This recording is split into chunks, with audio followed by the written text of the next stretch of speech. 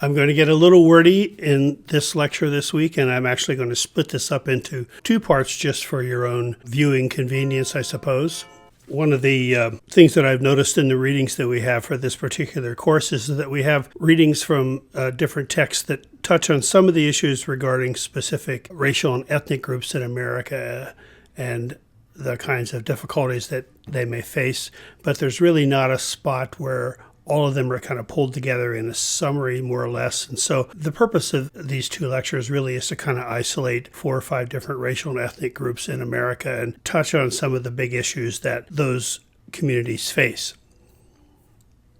The most recent census definition regarding racial categories separates Americans into 5 separate categories, that is, white American, Black or African American, Native American and Alaska Native, Asian American, and of Native Hawaiian or other Pacific Islander, and then also gives a classification for people of more than one race. The Census Bureau has classified respondents as Hispanic or Latino or not Hispanic or Latino, identifying Hispanic and Latino as an ethnicity, not a race. And that group does comprise the largest minority group in the nation. So notice here that somebody of Latin origins is going to identify with one of the 5 primary races or one of the individuals with 2 or more races in the census itself.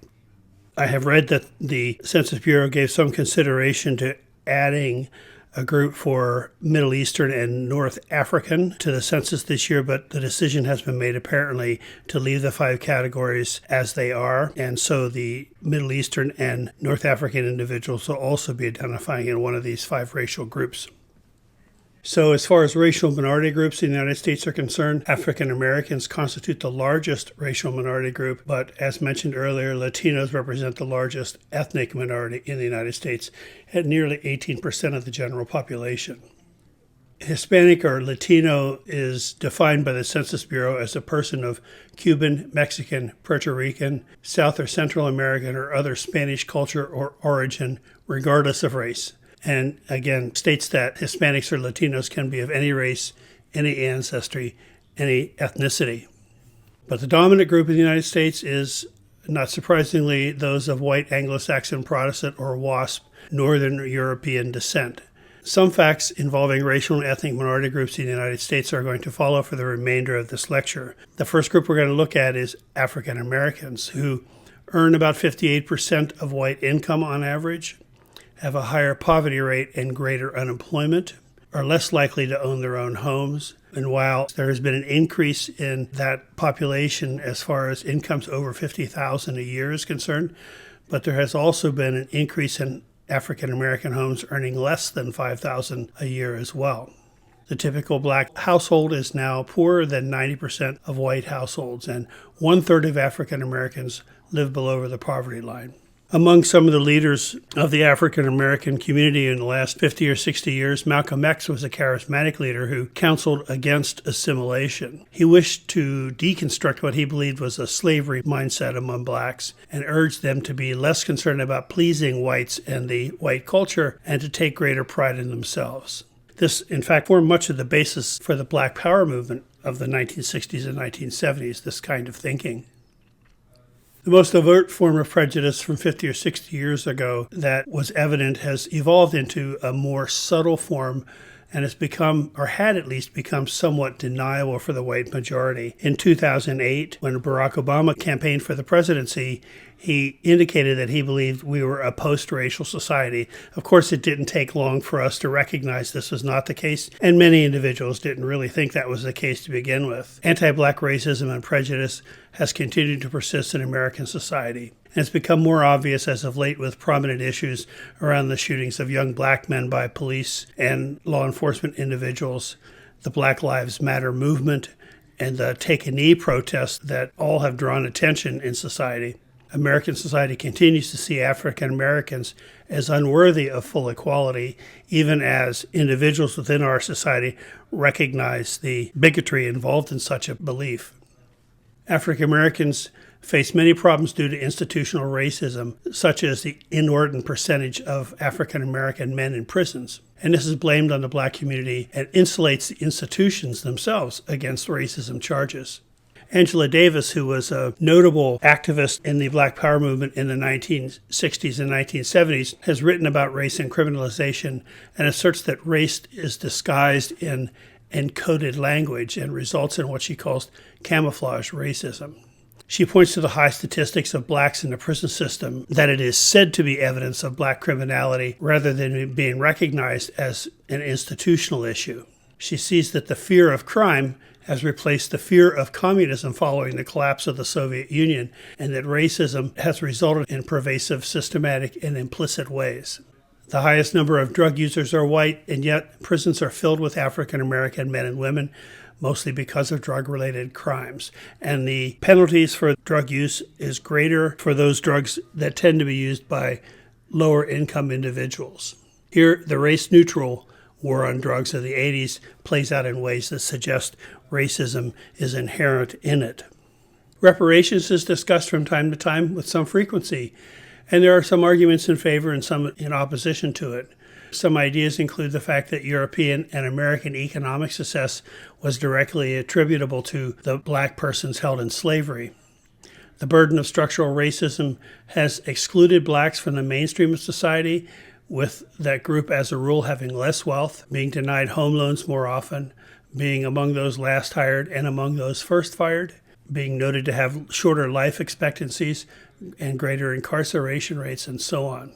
While African Americans account for about 15% of drug use, they account for 35% of all drug arrests, 55% of all drug convictions, and 75% of all prison admissions for drug offenses. In fact, studies have shown consistently that if you're an African American, you're more likely to be engaged in the criminal system from first being stopped by the policeman up through and including executed for crimes than if you're a white person. There are some arguments that oppose reparations, including the belief that what is some people think of as a revolution in civil rights that resulted in great improvement for blacks in America, and that nothing more is needed. That the reparation for what happened to ancestors that are barely known to modern-day blacks would be more like blood money, more so than reparations. And that really, instead of reparations, our society needs to focus upon helping blacks help themselves through better educational opportunities and different approaches to education for black individuals. There are many other areas that could be discussed in regards to African Americans in the United States, and this just touches on a very few issues related to that particular group. The Latino population, or Latinx population, which includes both Latinos and Latinas, is the largest ethnic group in the United States. 70% of those individuals are concentrated in California, Texas, New York, and Florida, and almost half cannot speak English. There's been a recent increase in resentment towards Latinos due to immigration issues, competition for jobs, and the supposed drain on the taxpayer, and this has been quite the center of focus in the news for the last 2 or 3 years in particular. Latinos are subject to outright racism in some areas. An example is a vote in Miami some years ago to make English the official language of the city, and the targeting of Mexicans more recently in the shooting in the Walmart in El Paso, Texas. There's an image of the Latinx as primarily connected to a farm-oriented lifestyle, but in fact about 85% of them in the United States live in urban areas. This population is very heterogeneous and has many different national origins, racial characteristics, and generational statuses in the U.S. Latino or Latinx, as opposed to Hispanic, is coined by the people who belong to that group and has a geographical reference for that group to Latin America. Racial identity of the Latinx population represents a wide variety of physical characteristics and racial makeup, and a lot of difference in cultural beliefs as well. Poverty levels tend to be high among most Latinx groups in the United States, with lower educational levels and high unemployment rates. But these rates vary from group to group, and a significant number of Latinos hold semi-skilled or low-skill positions in the workforce in America. Immigration histories vary from group to group. Mexican Americans were subject to what they have said to be the border coming to them rather than their crossing the border through the results of the Mexican-American War in the mid-1840s. Today, many come to this country to escape the poverty, crime, and political unrest in their own country. Mexicans represent about 63%, slightly less than two-thirds of the Latin population in the United States. There's a lot of negative attention given to undocumented immigrants that has resulted in hostile, discriminatory, and sometimes violent behavior towards Latinos. Puerto Ricans have come to the United States for political and economic opportunity, particularly after World War II, and is often the case in American history, have been welcomed or less welcomed depending upon the employment needs of the mainland at the time. Our trade policies in the 1940s industrialized the Puerto Rican economy and created a pool of unemployed laborers there that could not be absorbed on the island, and so they were pushed to seek employment in the United States.